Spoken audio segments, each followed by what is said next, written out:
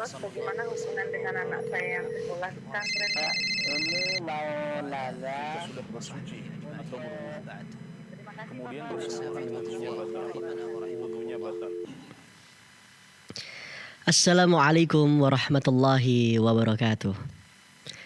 Alhamdulillahi wassalatu wassalamu ala rasulillahi amma ba'd. Alhamdulillahirabbil alamin. Senang sekali rasanya kita bisa kembali bersuap mirsa Fatwa TV dan pendengar Fatwa TV dimanapun Anda berada.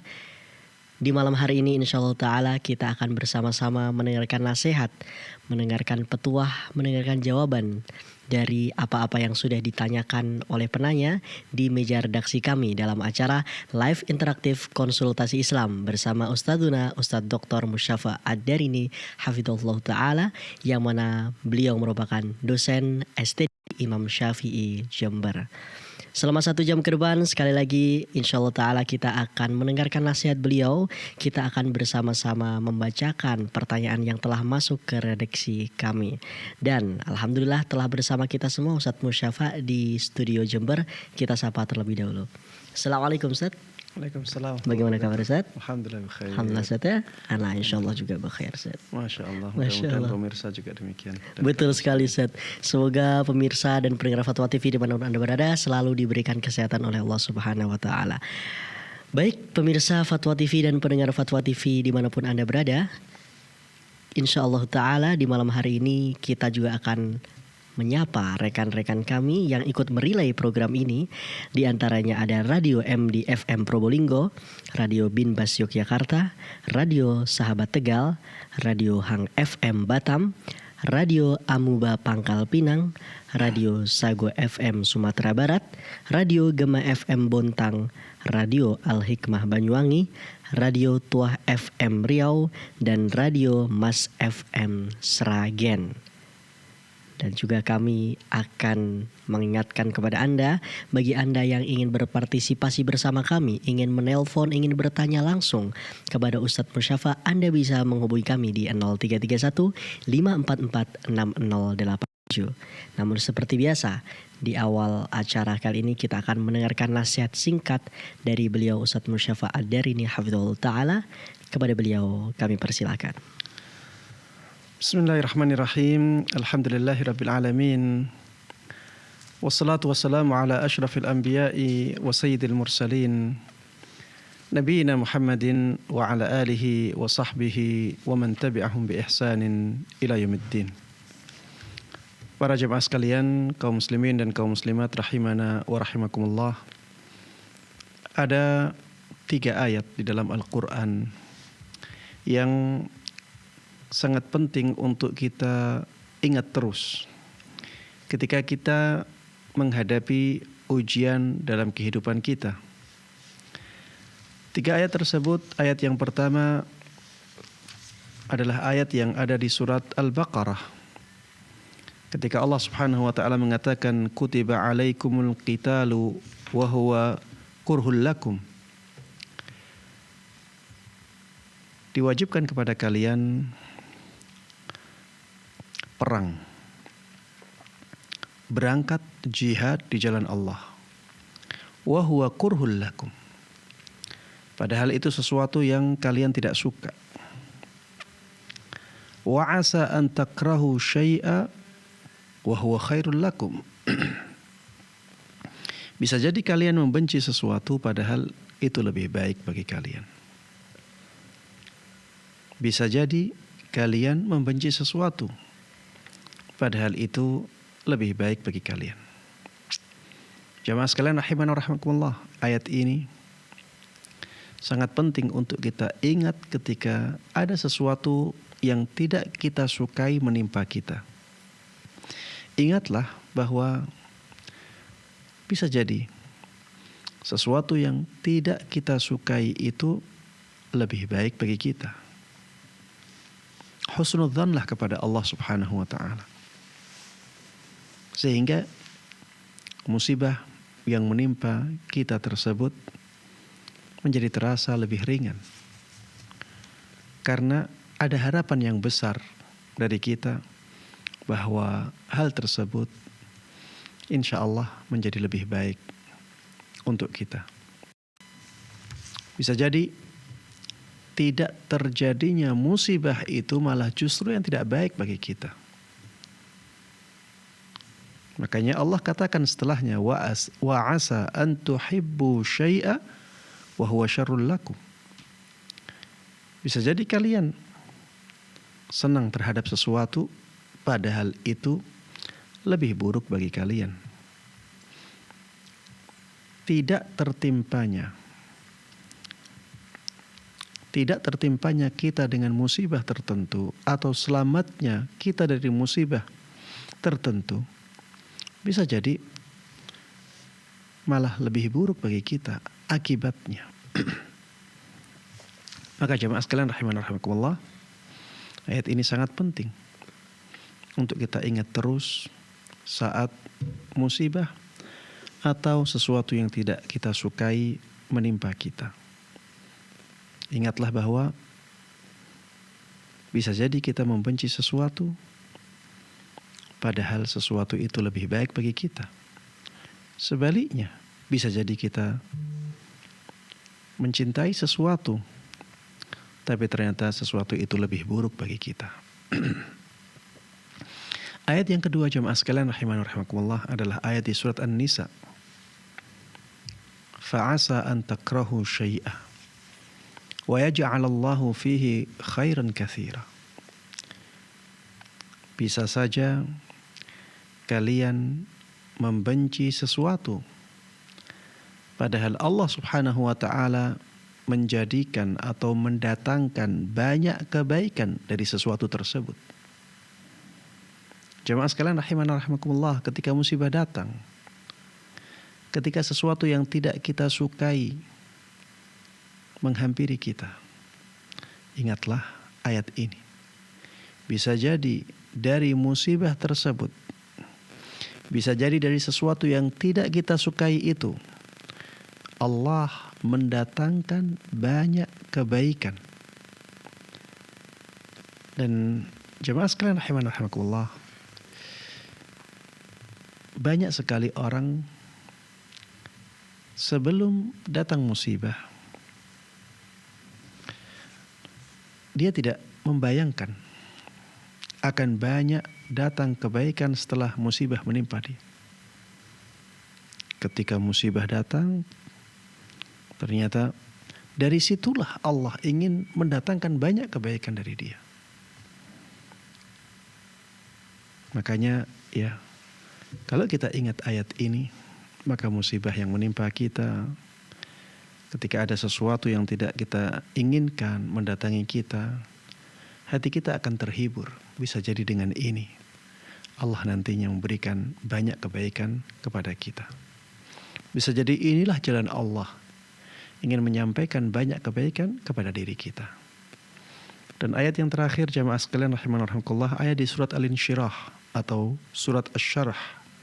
Fa inna ma'al usri yusra, inna ma'al usri yusra. Sesungguhnya pada setiap kesulitan akan ada kemudahan. Pada setiap kesulitan akan ada kemudahan. Jemaah sekalian rahimani rahimakumullah, ingatlah bahwa Allah Subhanahu wa taala adalah zat yang maha rahmat. Allah Subhanahu wa taala adalah zat yang maha pengasih, maha penyayang. Tidak mungkin Allah Subhanahu wa taala memberikan cobaan kepada manusia tanpa dibarengi dengan rahmatnya, tanpa dibarengi dengan kasih sayangnya. Pasti di sana ada sudut-sudut, ada jalan-jalan, ada celah-celah di mana Allah Subhanahu wa taala mendatangkan rahmatnya dari sudut itu, dari celah tersebut. Maka jemaah sekalian rahimani rahimakumullah, jangan takut ketika kita memiliki Allah Subhanahu wa taala. Jangan takut ketika kita selalu menjaga hubungan baik dengan Allah Subhanahu wa taala. Jangan takut ketika kita selalu taat kepadanya. Jangan khawatir, karena Allah Subhanahu wa taala tidak akan memberikan cobaan kepada hambanya yang dia cintai dengan cobaan yang tidak dimampui oleh hambanya. Dan setiap cobaan, setiap musibah, setiap sesuatu yang tidak kita inginkan, ketika kita bersabar, maka Allah Subhanahu wa taala akan memberikan pertolongannya kepada kita. Allah Subhanahu wa taala mungkin akan menyulitkan kita di satu sisi, tapi yakinlah, husnudzanlah kepada Allah Subhanahu wa taala bahwa bersamaan dengan itu Allah Subhanahu wa taala akan bukakan banyak kemudahan untuk kita. Demikian jemaah sekalian rahimani wa rahimakumullah, nasihat singkat pada kesempatan kali ini. Mudah-mudahan bermanfaat dan Allah berkahi. Amin amin ya rabbal alamin. Wa sallallahu wa sallama wa baraka ala nabiyyina Muhammadin wa ala alihi wa sahbihi wa man tabi'ahum bi ihsanin ila yaumiddin. Walhamdulillahi rabbil alamin.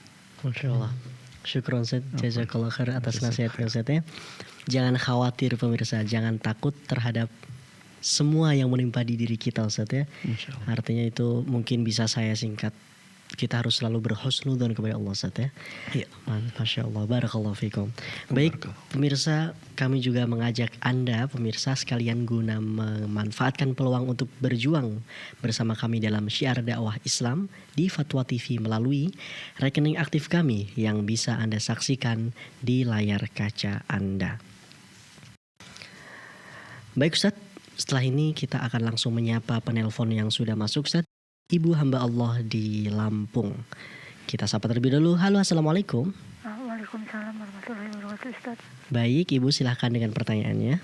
Ya, Ustaz mau menanya. 2 minggu yang lalu saya pernah nanya yang saya mencerai, saya mengajukan cerai, cuman kami rujuk, tapi akte cerainya kan sama suami dipakai untuk nikah lagi. Jadi kemarin kata Ustaz kan nanya ke pengadilan, saya kemarin nanya ke KUA. Statusnya saya masih istrinya secara agama walaupun negara tidak gitu. Nah terus yang saya mau tanyakan kan sekarang ketika saya memberitahu kan memang kami 10 tahun nggak ketemu, saya memberitahu ke suami kalau secara agama kan masih jadi istrinya. Saya minta kejelasan kalau enggak saya dilepaskan saja secara agama karena kan dia sudah punya istri lagi. Nah ayahnya anak saya ini kan tidak mau, dan sekarang dia hilang timbul komunikasinya gitu. Jadi saya mau nanya, jadi kalau kata KUA saya masih istrinya secara agama, apakah saya harus berbakti gitu juga karena komunikasi kami nggak ada, hilang timbul gitu, jadi suka-sukanya dia, atau bagaimana ya Ustaz? Soalnya saya agak stres gitu jadinya sekarang gini, karena kebetulan saya PNS kan secara negara saya tidak boleh jadi istri kedua dan tidak boleh mendaftarkan pernikahannya juga gitu Ustaz. Nah tapi yang suami ini nggak mau BUMN dia juga, jadi sama memang kita nggak bisa secara negara nggak bisa, dan dia itu maksudnya nggak ada kejelasan, jadi saya digantung gitu Ustaz. Jadi mohon gimana ya Ustaz, saya harus gimana gitu, soalnya agak bikin mengganggu saya gitu. Baik. Ya sudah lama berarti tidak memberikan nafkah ya? Iya, setelah 10 tahun Ustaz. Karena baik. Ustaz. Cukup Ibu ya dengan pertanyaannya? Ya, makasih Ustaz. Assalamualaikum. Waalaikumsalam warahmatullahi wabarakatuh. Baik Ustaz. Allahul musta'an. Ya mudah-mudahan apa yang dihadapi oleh ibu penanya diberikan kemudahan oleh Allah Subhanahu wa taala. Amin ya rabbal alamin. Mudah-mudahan Allah memberikan solusi yang terbaik untuk ibu penanya, dan mudah-mudahan Allah memberikan hidayah kepada suaminya. Jemaah sekalian rahimani rahimakumullah, kita tadi dengar bagaimana kenyataan pahit yang dialami oleh ibu penanya. Bayangkan sampai 10 tahun. Sampai 10 tahun digantung dan istri masih bersabar dalam menghadapi hal tersebut. Mudah-mudahan kesabaran tersebut dicatat sebagai pahala yang agung oleh Allah Subhanahu wa taala. Jawaban dari pertanyaan yang diajukan, saya ingin memberikan dorongan atau masukan agar sebaiknya hubungan yang seperti ini diakhiri saja. 10 tahun dalam keadaan seperti itu. Suami tidak menunaikan kewajiban dia sebagai suami. Seorang suami harusnya memberikan perlindungan kepada istrinya. Perlindungan dari semua yang menjadi ancaman bagi istri. Seharusnya suami memberikan nafkah kepada istrinya, kepada anaknya. Tapi ternyata itu tidak dilakukan oleh suami tersebut. Maka bagi istri yang demikian, ya, lebih baik meneruskan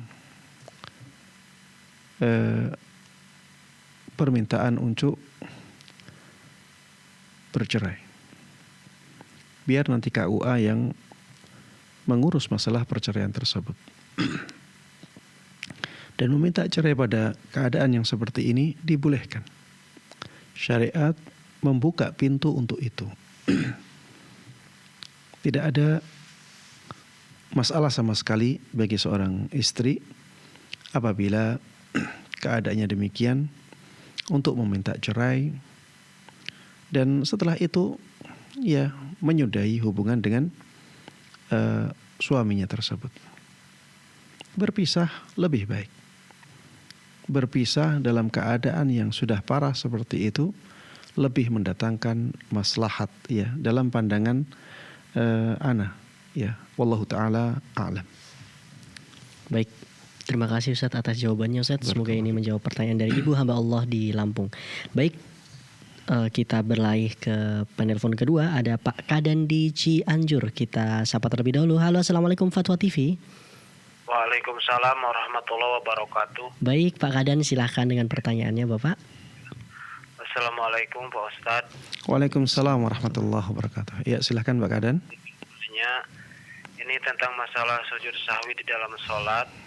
Mohon dijelaskan kepada saya hukum sujud sahwi di dalam sholat secara keseluruhan dari berbagai macam madhab Ustadz.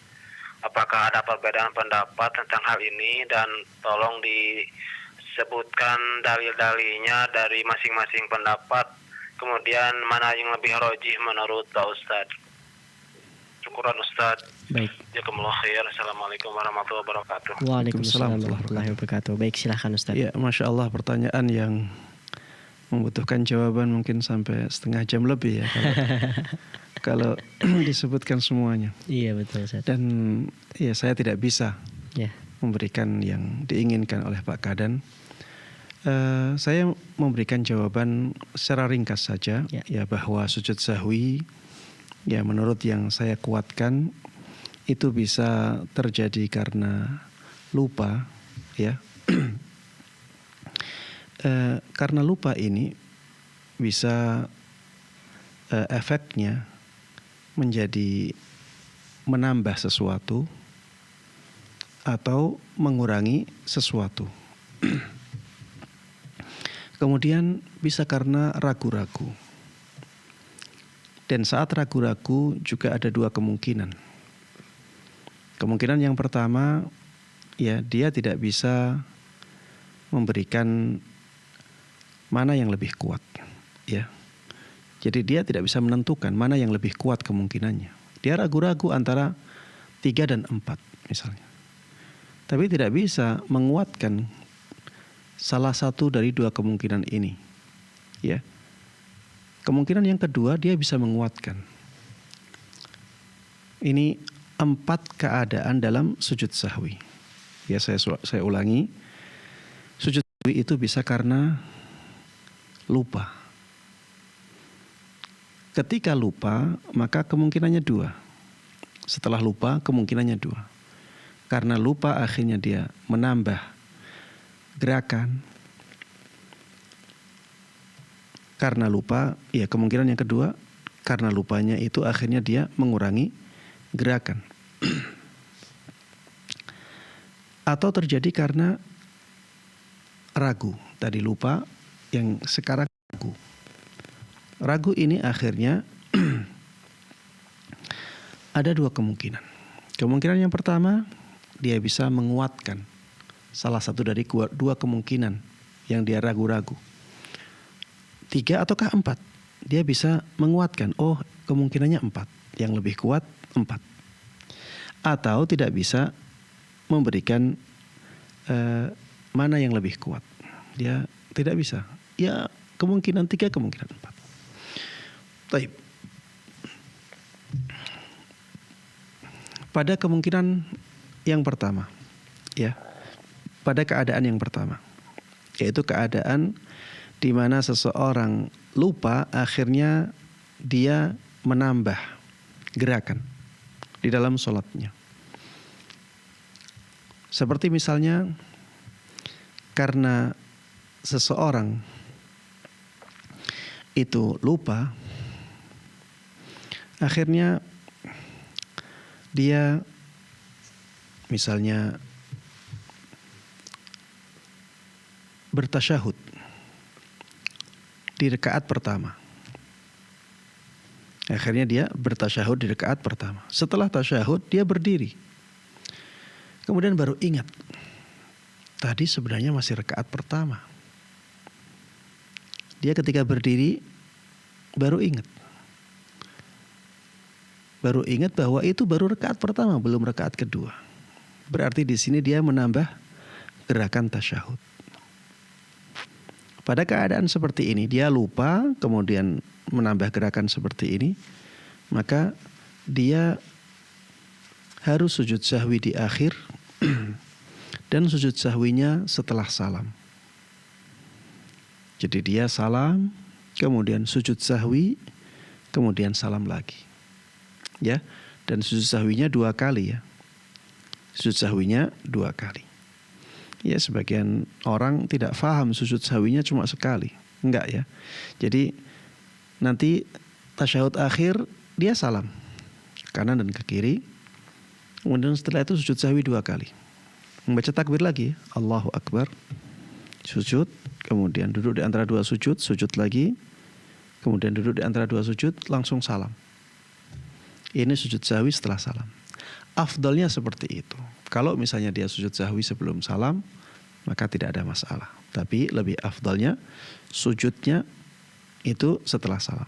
Ini keadaan yang pertama. Jadi dia lupa, kemudian akhirnya menambah gerakan. Taib. Keadaan yang kedua, ketika seseorang lupa dan akhirnya mengurangi gerakan.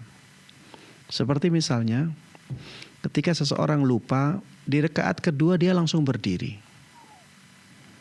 Setelah berdiri dia baru ingat, tadi saya di rakaat kedua harusnya tasyahud, tapi sudah terlanjur berdiri. Sudah berdiri tegak, sudah membaca Al-Fatihah. Dia ingat, ternyata belum tasyahud awal. Maka dalam keadaan seperti ini, lebih afdalnya bagi dia untuk sujud sahwi sebelum salam. Jadi di tasyahud akhir dia membaca tasyahud, ya tahiyat, tasyahud, kemudian salawat, kemudian doa, ya. Setelah itu sebelum salam dia sujud 2 kali. Allahu Akbar, kemudian Allahu Akbar untuk duduk di antara 2 sujud, kemudian Allahu Akbar sujud lagi, sujud sahwi, kemudian setelah itu Allahu Akbar duduk, setelah itu langsung salam. Ya, ini keadaan yang kedua. Keadaan yang ketiga, ketika ragu dan tidak tahu mana kemungkinan yang lebih kuat. Misalnya antara 3 dan 4. Tidak bisa mengatakan 3 yang lebih kuat, tidak bisa mengatakan 4 yang lebih kuat. Tapi dia yang jelas dia ragu. Ini 4 atau 3 ya, enggak tahu. Diingat-ingat tidak tahu. Maka pada keadaan yang seperti ini, dia harus milih kemungkinan yang paling kecil, yaitu 3. Dia harus anggap itu 3. Karena al-yaqin la yazulu bisyak. Yang dia yakini sebelum adanya keraguan berarti 3. Makanya kalau ditanya, apakah sudah 3? Dia mengatakan iya. Tapi kalau ditanya apakah sudah 4, dia akan mengatakan bisa iya bisa tidak. Berarti yang 4 masih diragukan, yang 3 sudah bisa dipastikan. Maka di sini dia memilih 3. Ketika dia milih 3, maka sujud sahwinya sebelum salam. Sujud sahwinya sebelum salam. Ini ya yang paling afdal seperti itu. Taib. Keadaan yang keempat. Keadaan ketika seseorang ragu. Tapi dia bisa menguatkan salah satu dari 2 kemungkinan. Antara 2 dan 3 misalnya. 2 dan 3. Akhirnya dia asalnya ragu. Kemudian setelah itu dia bisa memberikan kemungkinan besar. Kemungkinan besar ini sudah rakaat ketiga. Dia ingat, tadi saya sudah tasyahud awal. Berarti ini yang ketiga.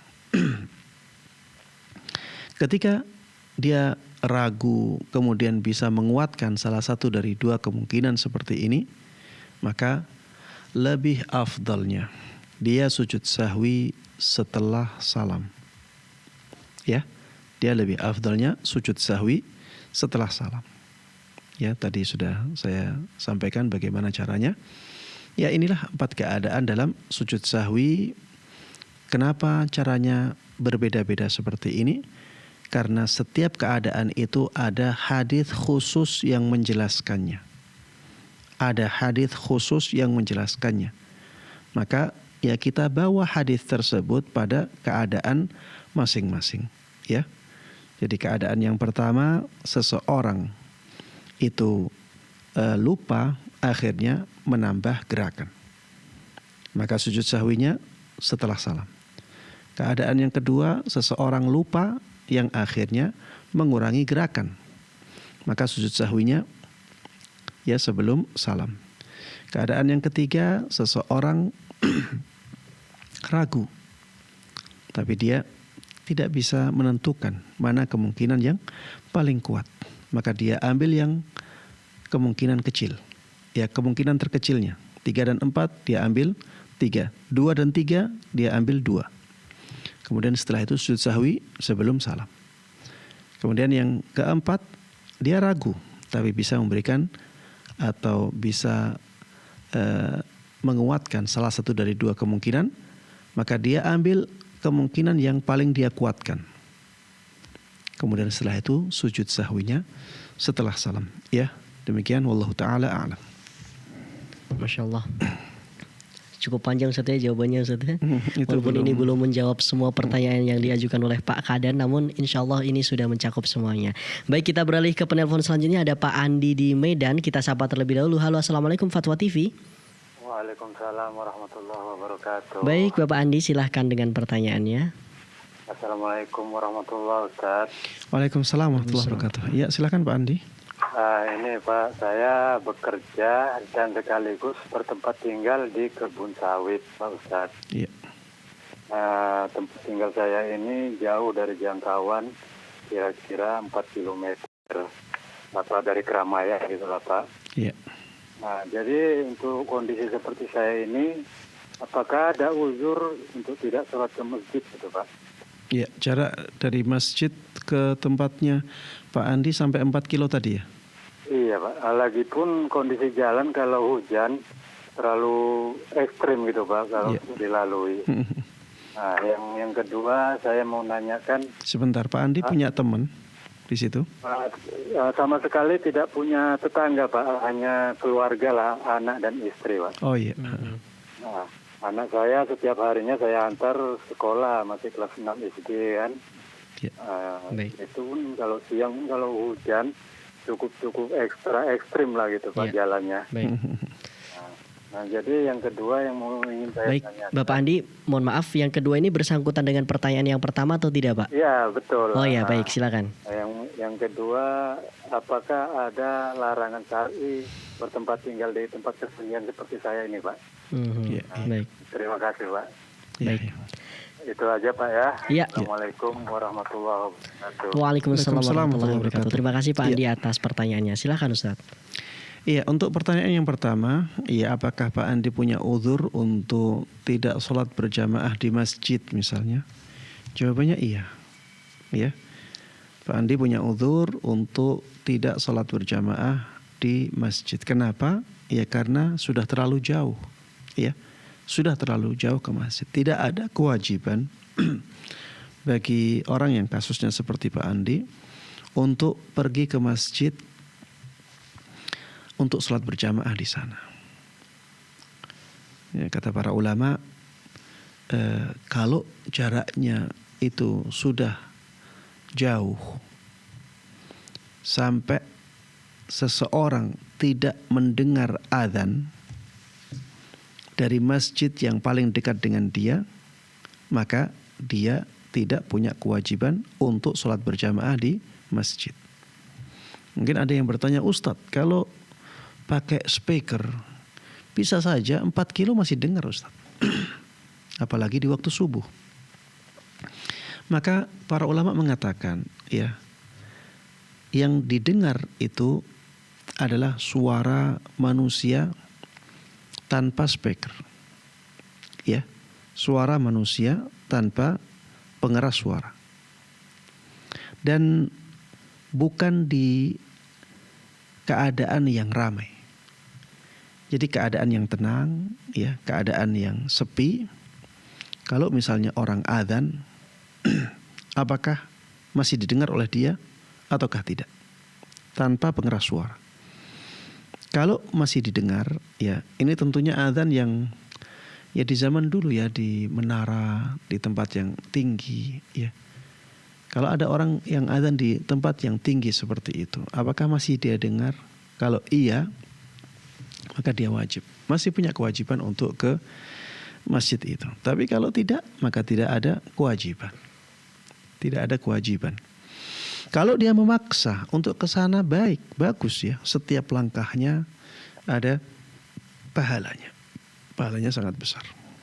Tapi kalau misalnya dia ingin sholat di rumah, berjamaah dengan keluarganya, maka tidak ada masalah.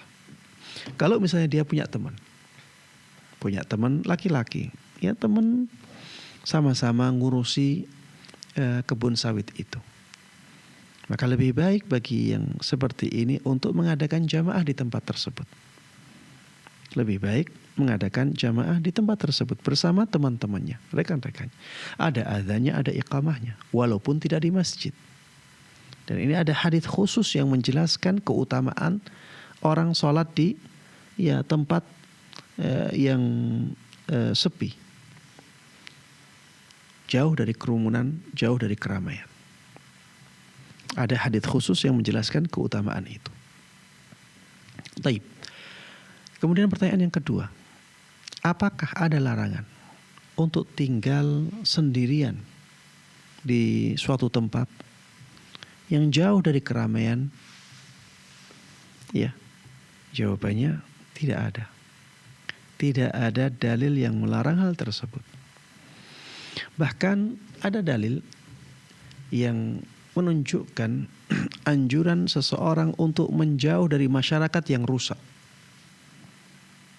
Ya, kalau misalnya seseorang tidak bisa menjaga dirinya dari kerusakan kecuali dengan menjauh, dengan uzlah,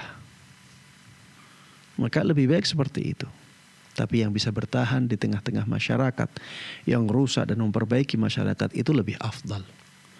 Tapi kalau misalnya dia di masyarakat tersebut akhirnya tidak kuat, malah menjadi rusak seperti masyarakat itu, maka lebih baik bagi orang ini untuk uzlah, pindah.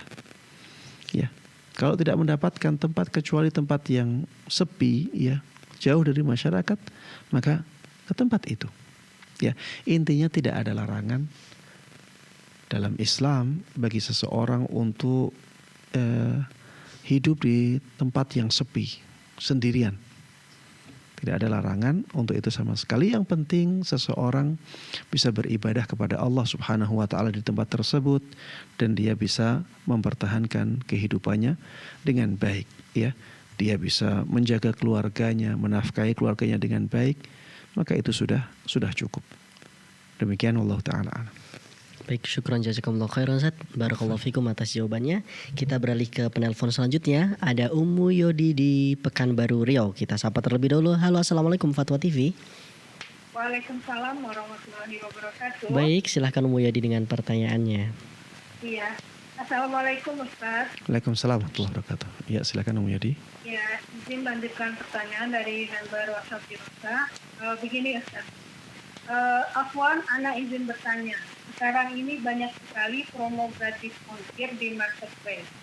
Akan tetapi syaratnya adalah dengan pembayaran melalui transfer bank, uang elektronik yang kita top di sana. Pembayaran melalui transfer bank, uang elektronik yang kita top up di marketplace tersebut dan cash on delivery atau COD. Kalau kita sebagai muslim memanfaatkan yang sistem COD dengan syarat ada tambahan biaya layanan COD ini sekian persen, apakah boleh dalam syariat Ustaz? Dan ketika kita di posisi penjual ingin menjual barang kita di marketplace, kita sebagai penjual tidak bisa memilih pembayaran apa saja yang boleh untuk pembeli kita. Jadi kita sebagai penjual bisa menerima pembayaran via apa saja, mulai dari uang elektronik, transfer bank, dan lain sebagainya. Dan kita sebagai penjual juga tidak bisa mengetahui apakah si pembeli ini memakai promo gratis ongkir melalui metode pembayaran apa. Sehingga apakah kita sebagai muslim tetap boleh berjualan di marketplace tersebut dengan kondisi ketidaktahuan kita itu Ustaz. Gitu. Baik, cukup. Pertanyaannya Ustaz. Ya. Sudah? Ya. Terima kasih Ummu Yodi atas pertanyaannya. Ya. Assalamualaikum. Waalaikumsalam warahmatullahi wabarakatuh. Ya, secara garis besar saya menangkap ya ada dua pertanyaan inti dari yang disampaikan oleh Ummu Yodi. Ya, yang pertama, apa hukum kita berjualan di marketplace yang keadaannya ya kita tidak bisa menyaring atau membedakan siapa yang membayar dengan uang elektronik, siapa yang membayar dengan uang transfer bank, ya, siapa yang membayar dengan COD, ya, atau paling tidak kita tidak bisa menentukan cara bayar dari para konsumen tersebut. Jawabannya dibolehkan jamaah sekalian rahimana rahimakumullah, ya, berjualan di marketplace. Jawabannya dibolehkan. Kenapa? Karena urusan pembayaran tersebut melalui cara yang bagaimana itu tanggung jawab dari pembeli, ya, tanggung jawab dari pembeli. Adapun penjual, maka tanggung jawab dia adalah menjual sesuatu yang dia jual, yang dia pasarkan. Yang penting barangnya halal, yang penting tidak ada penipuan. Jadi barang yang dia jual halal, cara dia menjualnya juga halal. Maka itu sudah cukup. Adapun pembelinya nantinya membelinya dengan cara tertentu, maka itu tanggung jawab pembeli, ya. Itu tanggung jawab pembeli. Wallahu ta'ala alam. Baik. Yang kedua, ya. Sisi yang kedua yang tadi saya tangkap dari pertanyaan, bagaimana dengan pembeli? Apakah boleh memanfaatkan promo bebas ongkir? Maka jemaah sekalian rahimana rahimakumullah, promo bebas ongkir apabila dengan cara transfer bank tidak ada masalah. Karena kita tidak ada hubungannya dengan utang piutang. Ketika kita membayarnya lewat transfer bank, tidak ada utang piutang di situ. Sehingga promo ongkir bisa kita manfaatkan. Karena kita mendapatkan manfaat bukan utang piutang, tapi dari jual beli. Kalau cara pembayarannya dengan COD, maka kita boleh memanfaatkan promo bebas ongkir. Karena di sini juga tidak ada utang piutang. Ya. Ini jual beli. Kemudian mereka atau seseorang dari jual belinya mendapatkan hadiah. Hadiah berupa bebas ongkir. Maka ini juga tidak ada masalah. Yang menjadi masalah adalah ketika pembayarannya melalui uang elektronik dari marketplace tersebut. Iya. Jadi uang elektronik itu seperti kita menabung. Seperti kita menabung di marketplace itu. Ini uang elektronik yang dikeluarkan oleh marketplace ya. Ya, sebagaimana kita tahu marketplace tertentu mempunyai pembayaran yang caranya adalah kita mendebit uang ke marketplace tersebut dahulu. Nanti ya uang yang kita debitkan di sana bisa kita gunakan untuk membayar. Kalau membayarnya pakai itu ya seringkali kita mendapatkan promo. Tapi kalau membayarnya tidak pakai itu maka kita tidak dapat promo. Promonya hanya bagi mereka yang membayar lewat uang elektronik yang dia keluarkan. Maka jemaah sekalian rahimana rahimakumullah, saya secara pribadi melihat bahwa uang yang kita debitkan ke marketplace ya, itu seperti uang tabungan kita di bank. Seperti uang tabungan kita di bank. Jadi kita naruh uang di mereka, berarti kita menghutangi mereka. Kalau dengan piutang tersebut akhirnya kita mendapatkan promo bebas ongkir, maka kita tidak boleh memanfaatkan promo ini. Kita tidak boleh memanfaatkan promo ini. Karena apa? Karena ini adalah manfaat yang kita dapatkan dari piutang. Ini adalah manfaat yang kita dapatkan dari piutang. Jemaah sekalian rahimana rahimakumullah, kemungkinan yang terakhir yang ingin Anda sampaikan di sini adalah kadang-kadang promo bebas ongkir ini tidak khusus bagi mereka yang membayar pakai uang elektroniknya marketplace itu. Tapi bebas ongkirnya diperuntukkan untuk semua orang yang beli. Jadi baik dengan uang elektroniknya marketplace atau pakai transfer atau pakai COD. Semuanya dikasih bebas ongkir. Apabila promo ongkirnya seperti ini, maka kita boleh memanfaatkan bebas ongkirnya. Kita boleh memanfaatkan bebas ongkirnya karena itu diberi kepada semuanya. Jadi dia ngasihnya bebas ongkir tersebut bukan karena piutang kita, tapi memang dia ngasih kepada semuanya. Maka kita pun boleh memanfaatkannya. Ya, demikian wallahu taala a'lam. Masya Allah, jawaban yang lengkap Ustaz ya, yang ditanyakan oleh Umu Yodi di Riau. Dan kita beralih ke penanya selanjutnya Ustaz. Ini tadi dari Pak Kadan Ustaz, dari Cianjur menghubungi lagi Ustaz. Baik, Assalamualaikum Fatwa TV. Waalaikumsalam warahmatullahi wabarakatuh. Baik, silakan Pak Kadan. Mohon maaf Ustaz, ini mengulang pertanyaan. Jadi yang saya tanyakan itu hukum itu sujud sahwinya itu sunnah atau wajib Ustaz, maksudnya begitu. Dan mana yang lebih kuat Ustaz, mohon dijelaskan. Syukuran jazakumullah khair. Assalamualaikum warahmatullahi wabarakatuh. Waalaikumsalam warahmatullahi wabarakatuh. Iya, sujud sahwi jamaah sekalian rahimana rahimakumullah, ada perselisihan di kalangan para ulama ya. Ada yang mengatakan sujud sahwi itu sunnah. Sujud sahwi itu sunnah, dan ada hadis yang khusus menjelaskan masalah itu. Ada yang mengatakan sujud sahwi itu wajib, ya. Sujud sahwi itu wajib, dan ini berdasarkan perintah Nabi Muhammad SAW untuk melakukan sujud sahwi. Dan pada asalnya sujud sahwi itu pada asalnya perintah itu menunjukkan hukum wajib. Ada yang mentafsil, ada yang mentafsil.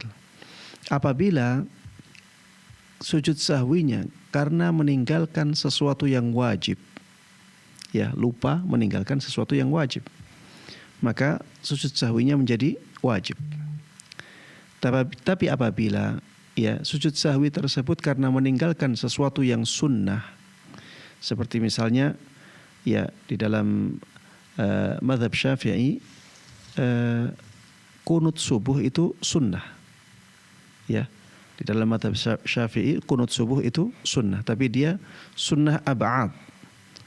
Ya, mereka mengatakan kalau sunnah ab'ad ini ditinggalkan, maka ya ada sujud sahwi. Ya, kalau karena sesuatu yang sunnah seperti ini, maka sujud sahwi menjadi sunnah. Ya, wallahu taala alam, ana melihat ya yang pendapat yang ketiga ini lebih kuat.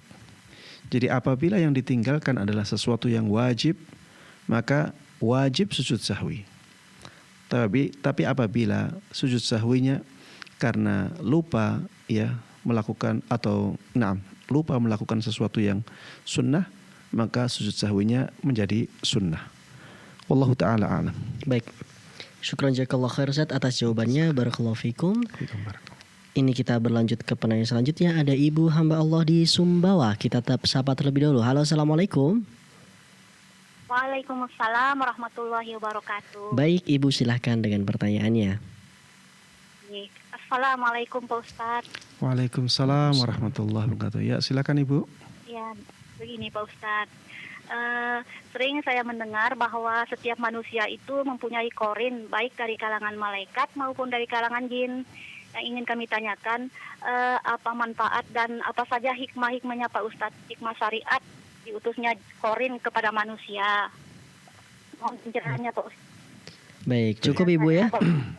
Jazakallahu khairan. Assalamualaikum warahmatullahi wabarakatuh. Waalaikumsalam warahmatullahi wabarakatuh. Masya Allah. Iya. Apa hikmah diciptakannya qarin? Ada qarin dari malaikat, ada qarin dari jin, ya, qarin dari syaitan. Jamaah sekalian rahimana rahimakumullah, semua perbuatan Allah Subhanahu wa taala itu pasti ada hikmahnya. Pasti ada tujuan mulia. Ya, ini kaidah dalam akidah Ahlus Sunnah wal Jamaah. Semua perbuatan Allah Subhanahu wa taala itu pasti ada tujuan mulianya. Ada alasannya, juga ada hikmahnya. Hanya saja jamaah sekalian rahimana rahimakumullah, kita sebagai manusia dengan keterbatasan akal kita, kadang-kadang kita tidak tahu apa alasannya dan tidak tahu apa hikmahnya. Tapi bukan berarti tidak ada alasannya dan bukan berarti tidak ada hikmahnya. Ketidaktahuan kita terhadap sesuatu tidak menjadikan sesuatu itu tidak ada. Ya. Ketika kita tidak tahu misalnya dalil tentang wajibnya berniat puasa Ramadan di malam hari, itu tidak menunjukkan bahwa dalilnya tidak ada. Begitu pula dengan alasan Allah Subhanahu wa taala melakukan sesuatu, menciptakan sesuatu. Begitu pula dengan hikmah dari perbuatan Allah Subhanahu wa taala. Ketika kita tidak mengetahuinya, belum tentu, ya bukan berarti itu tidak ada. Bahkan kita bisa memastikan bahwa ketika Allah Subhanahu wa taala menciptakan sesuatu, menghendaki sesuatu terjadi, itu pasti ada alasannya. Dan pasti ada hikmahnya. Kenapa demikian? Karena Allah Subhanahu wa taala adalah zat yang maha mengetahui segala sesuatu. Dan Allah Subhanahu wa taala adalah zat yang maha bijaksana. Tidak mungkin zat yang demikian itu melakukan sesuatu tanpa alasan yang mulia. Tidak mungkin zat yang demikian melakukan sesuatu tanpa ada hikmahnya. Taib, pertanyaannya, apa hikmah Allah Subhanahu wa taala menciptakan qarin? Ada qarin dari malaikat, ada qarin dari jin atau dari syaitan. Jamaah sekalian rahimana rahimakumullah. Di antara hikmahnya kita bisa mengetahui bahwa Allah Subhanahu wa taala itu memperhatikan makhluknya. Dari keyakinan kita bahwa Allah menciptakan qarin untuk setiap manusia, maka dari situ kita bisa memahami bahwa Allah Subhanahu wa taala itu sangat perhatian terhadap manusia. Tidak membiarkan manusia dalam keadaan yang tidak baik. Jadi di sana ada kekuatan yang mendorong manusia untuk melakukan kebaikan dari Allah Subhanahu wa taala. Dan di sana juga ada kekuatan yang mendorong manusia untuk melakukan keburukan, ya. Itulah usaha syaitan. Ini hikmah yang bisa kita fahami dari perbuatan Allah Subhanahu wa taala menciptakan qarin untuk manusia. Ada qarin malaikatnya, ada qarin jinnya. Kemudian ya di antara hikmah yang bisa kita fahami dari penciptaan qarin ini bahwa ketika seseorang melakukan kebaikan,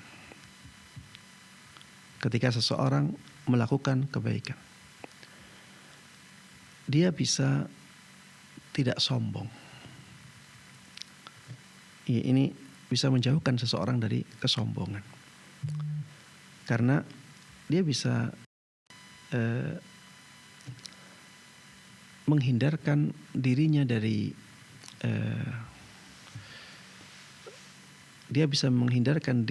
untuk menganggap bahwa dialah penyebab utama perbuatan kebaikan itu terjadi.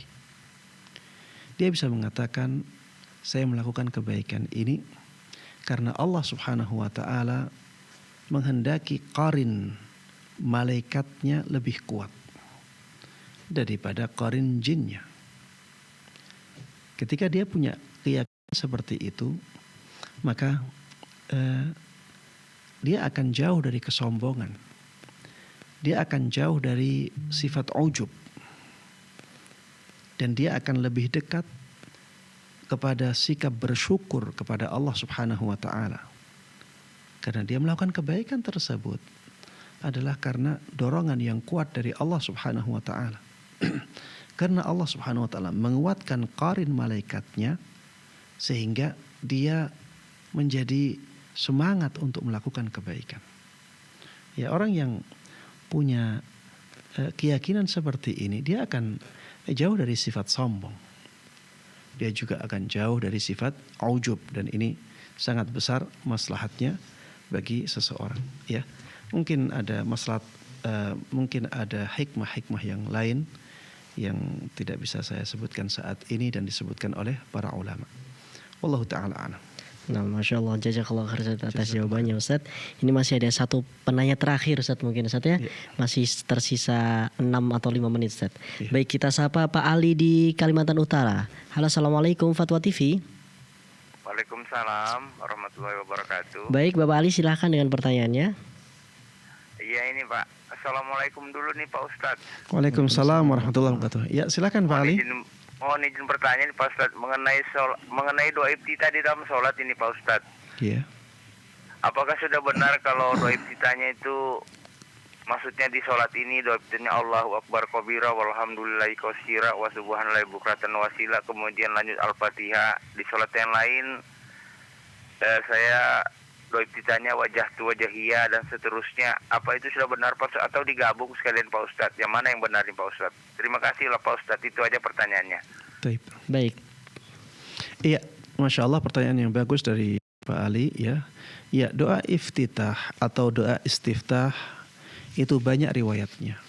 Sampai ada yang menyebutkan 12 macam doa istiftah atau doa iftitah ini. Dan Syekh Albani rahimahullah ta'ala menyebutkan di dalam kitab beliau Sifat Salat Nabi sallallahu alaihi wasallam doa istiftah yang banyak ini. Ya, bagaimana yang paling afdal kita lakukan ya dalam doa istiftah ini. Ya, sebagian ulama mengatakan yang paling afdal adalah membaca semua doa istiftah tersebut tapi dalam kesempatan-kesempatan yang berbeda. Misalnya tadi disampaikan oleh Pak Ali ya. Jadi kadang-kadang yang dibaca Allahu Akbar kabira walhamdulillahi katsira wa subhanallahi bukratan wa asila. Kadang-kadang yang dibaca Allahumma ba'id baini wa baina khataayaya kama ba'adta bainal masyriqi wal maghrib sampai akhir doa. Kadang-kadang yang dibaca subhanakallahumma wa bihamdik wa tabarakasmuka wa ta'ala jadduk wa la ilaha ghairuk. Kadang-kadang yang dibaca doa iftitah yang lainnya. Ini dikatakan oleh sebagian ulama seperti diantaranya Syekh Albani, diantaranya Syekh Muhammad Ibn Shalih Al-Utsaimin, lebih afdal daripada kita menggabungkannya. Karena dalil menggabungkannya kurang begitu jelas. Apakah boleh menggabungkan doa istiftah ini dalam satu sholat? Ini dalilnya kurang begitu jelas. Tapi kalau dibaca satu persatu dalilnya jelas. Ya, nyatanya Rasulullah SAW menyampaikan hal tersebut kepada para sahabatnya. Ya, makanya divariasikan. Kadang-kadang dibaca yang ini, kadang-kadang dibaca yang itu. Yang penting doanya dari Nabi Muhammad SAW. Dan dengan demikian kita mendapatkan 4 manfaat. Yang pertama, kita benar-benar bisa mengikuti Rasulullah SAW. Jadi apa yang disampaikan oleh Rasulullah kita lakukan semuanya. Ya. Kemudian yang kedua, kita bisa menjaga sunnah tersebut. Sunnah-sunnah semuanya kita jaga karena kita lakukan satu demi satu dalam kesempatan yang berbeda-beda. Yang ketiga, kita tidak bosan. Ya. Karena ibadah kita menjadi bervariasi dan semuanya sesuai dengan tuntunan. Kemudian yang keempat, ya kita menjadi lebih merenungi apa yang kita baca. Berbeda kalau bacaannya satu terus, ya. Perenungan kita terhadap satu yang diulang-ulang sampai misalnya 100 kali, itu lama-lama akan melemah. Berbeda kalau setiap kesempatan kita punya sesuatu yang baru, maka perenungan kita terhadap sesuatu yang baru itu akan lebih kuat. Ya, ini 4 manfaat yang bisa kita dapatkan ketika kita mempraktekkannya demikian. Kadang-kadang dibaca yang A, kadang-kadang dibaca yang B, kadang-kadang dibaca yang C dan begitu seterusnya. Wallahu ta'ala. Baik. Alhamdulillahirrahmanirrahim. Syukron jazakallahu khairan atas jawabannya. Semoga ini bisa menjawab pertanyaan dari Pak Ali di Kalimantan Utara. Baik, tidak terasa Ustadz, sudah 1 jam Ustadz kita membersamai pemirsa dan pendengar. Semoga di malam hari ini kita semua bisa mendapat hikmah Ustadz. Tadi kita dengar banyak dari pernikahan, muamalah, ibadah, semua tadi sudah kita dengarkan ilmu yang sangat bermanfaat ini Ustadz. Syukron jazakallahu khairan Ustadz udah bisa menyempatkan waktunya Ustadz ya. Semoga kita bisa bertemu di lain waktu, amin ya rabbal alamin. Dan pemirsa, kami mengingatkan bagi Anda agar terus saksikan program-program di Fatwa TV dari hari Senin hingga hari Jumat setiap pekannya. Dan Anda bisa mengikuti kami untuk mengetahui acara lebih detail. Anda bisa menghubungi atau bisa menghubungi di website kami di www.fatwatv.id atau update tanya jawab di www.dewanfatwa/tanya-jawab atau www.dewanfatwa.com/tanya-jawab.